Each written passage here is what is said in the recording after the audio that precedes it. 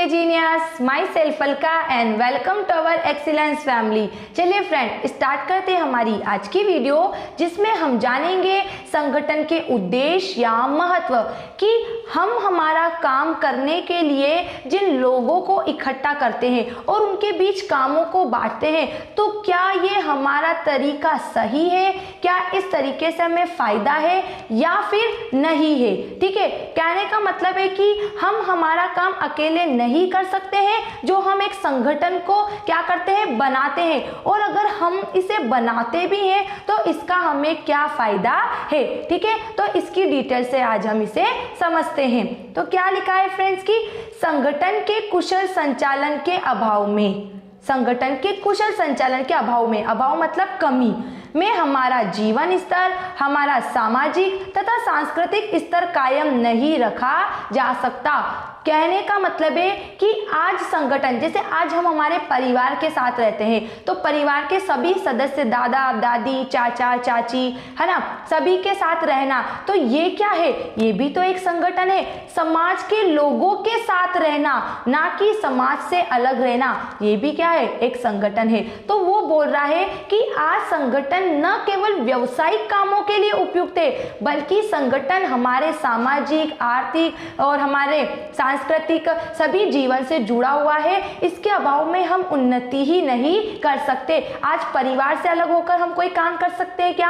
आज समाज से अलग रहकर हम कोई काम कर सकते हैं क्या? नहीं कर सकते ना। तो कैसे हम हमारे बिजनेस में अकेले काम कर सकते हैं? हम अकेले कर भी लेंगे, लेकिन कुछ कामों के लिए हमें लोगों की आवश्यकता होती है। जैसे आज किसी वस्तु का उत्पादन कर रहे हैं, तो उस वस्तु का उत्पादन करने के लिए क्या हम किसी दूसरे व्यक्ति पर निर्भर नहीं है कच्चा माल लाने के लिए, है ना। तो कुल यही बात कही जा रही है कि संगठन के अभाव में, संगठन की कमी में हम हमारा जीवन स्तर कायम नहीं रख सकते। ठीक है, अतः संगठन के महत्व को निम्नलिखित प्रकार से व्यक्त किया जा सकता है या बताया जा सकता है। कुछ पॉइंट्स यहाँ पर लिखे हुए हैं, उस पॉइंट से यहाँ संगठन के महत्व को बताया जा रहा है। ठीक है फ्रेंड्स, तो ध्यान से देखिएगा। क्या बोला कि उपक्रम के कार्यों को व्यवस्थित करना। एक संगठन जो होता है उसे किस लिए हमने बनाया है? काम करने के लिए। तो सभी कामों को समय पर वो व्यवस्थित करने का काम करता है। संगठन से क्या होता है, कर्मचारी के मनोबल में वृद्धि होती है ना। आधुनिक तकनीक का श्रेष्ठतम उपयोग होता है, उपक्रम के विस्तार में सहायक होता है, एंड लास्ट है न्यूनतम लागत पर अधिकतम उत्पादन होता है। ये सब कैसे संभव है? ये सब इस वजह से संभव है कि संगठन में जो अलग अलग व्यक्ति आते हैं, वो अलग अलग व्यक्ति क्या करते हैं, अपने अलग अलग विचारों से काम को अच्छा करने का प्रयास करते हैं। अब फ्रेंड्स, हम इन पॉइंट्स की डिटेल से इनके अर्थ को और भी अच्छे से समझेंगे। ठीक है फ्रेंड्स, तो देखो एक एक करके हम सभी पॉइंट को पढ़ेंगे। पहला पॉइंट हम पढ़ेंगे, क्या लिखा है कि उपक्रम के कार्यों को व्यवस्थित करना। उपक्रम मतलब हमारी जो संस्था है, हमारा जो प्रतिष्ठान है, हमारा जो व्यवसाय है, उस काम को सही तरीके से करना। तो क्या लिखा है, व्यवस्था का दूसरा नाम क्या है? संगठन। व्यवस्था का दूसरा नाम है संगठन। मतलब जब हम किसी काम की जो व्यवस्था करते हैं, तो व्यवस्था किससे होती है? एक अच्छे संगठन से। जैसे हम कहीं शादी में जाते हैं, तो सारे काम सिस्टमेटिक तरीके से कैसे दिखते हैं? वो जो सारे कैटर्स होते हैं, वो सारे काम को व्यवस्थित करते हैं। तो वहाँ भी तो एक समूह होता है, तभी तो वहाँ पे एक जैसी व्यवस्था दिखती है अपन को। कब खाने का मिलता है, कब चाय पीने का, कब पानी का, तो सारा वहाँ पे एक व्यवस्थित काम रहता है। तो ऐसा व्यवस्थित काम किससे हुआ? संगठन से। अतः संगठित उपक्रम में प्रत्येक कर्मचारी का कार्य तथा स्थान निर्धारित रहता है। संगठन में प्रत्येक कर्मचारी का कार्य और स्थान निर्धारित होता है कि उसे कौन सा काम किस स्थान पर और कैसे करना है।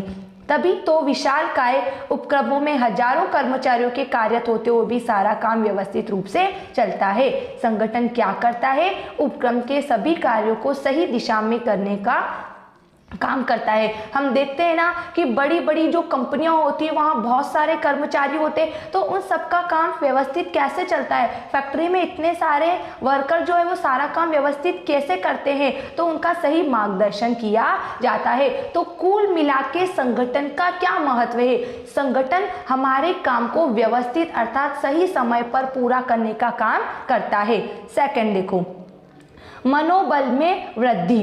कैसे? एक श्रेष्ठ संगठन में कर्मचारियों को उनकी रुचि और योग्यता के अनुसार कार्य मिलता है और अच्छा कार्य करने पर उन्हें पुरस्कार तथा खराब कार्य करने पर चेतावनी मिलती है। इससे उनके मनोबल में वृद्धि होती है। जो संगठन होता है वह हमारे काम को तो व्यवस्थित कर ही रहा है, साथ ही साथ वह उसके व्यक्तित्व का भी विकास कर रहा है, वह एक्सपर्ट भी बन रहा है, एक्सपीरियंस होल्डर भी बन रहा है, अनुभव भी हो रहा है उसे काम का। तो कैसे उसे काम का अनुभव हो रहा है, कैसे उसके मनोबल में वृद्धि हो रही है। अगर वो अच्छा काम करता है तो उसकी प्रसन्नता की जाती है और खराब काम करने पर उसे चेतावनी देकर डराया जाता है कि अगर आपने नेक्स्ट टाइम काम अच्छे से नहीं किया तो हम आपको संस्था से निकाल देंगे। तो वो डर उसे अच्छा काम करने के लिए प्रेरित करता है और वो उसका मोटिवेशन, उसका मनोबल में वृद्धि करता है। अगला देखो, क्या है आधुनिक तकनीक का श्रेष्ठतम उपयोग।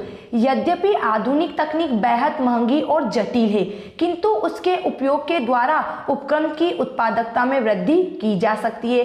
अतः इस तकनीक को अपनाने के लिए एक अच्छे संगठन की आवश्यकता होती है। आज वर्तमान युग में काम करने के लिए जो नई नई टेक्नोलॉजी का विकास हो रहा है ना, तो वो कैसी है? महंगी है। अब उपकरण का मालिक उसे खरीद तो सकता है, उस नई टेक्नोलॉजी को खरीद लेगा, लेकिन काम कैसे करे ये उसे याद नहीं है। और उस टेक्नोलॉजी से काम लेना जरूरी है, क्योंकि उससे क्या होगा?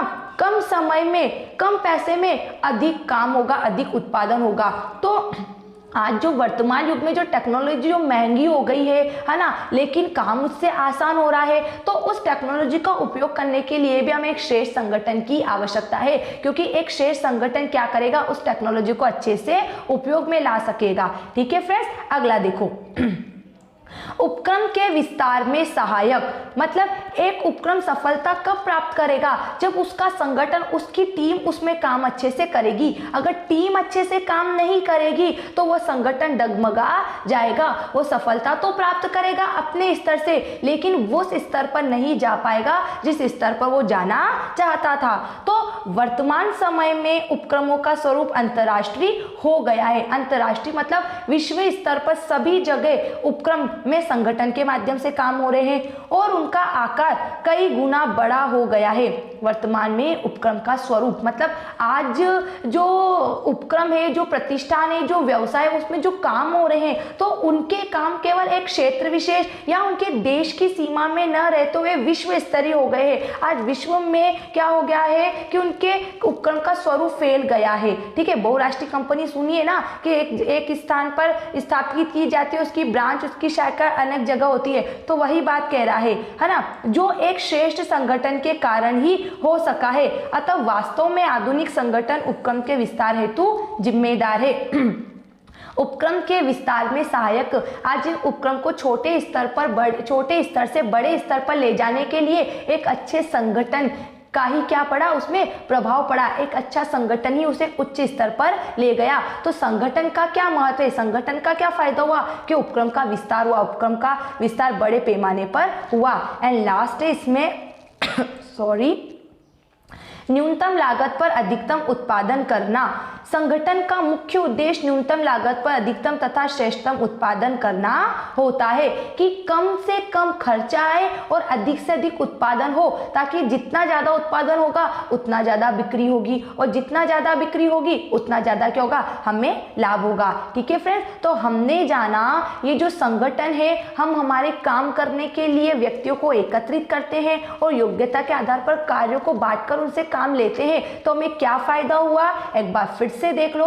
हमें ये फायदा हुआ कि हमारा उपक्रम का जो कार्य था वो व्यवस्थित हो गया, सही व्यक्ति को सही काम मिल गया। दूसरा कि हमारे काम के साथ साथ काम करने वाले के मनोबल में भी वृद्धि हुई है। ठीक है, उसके व्यक्तित्व का विकास हुआ।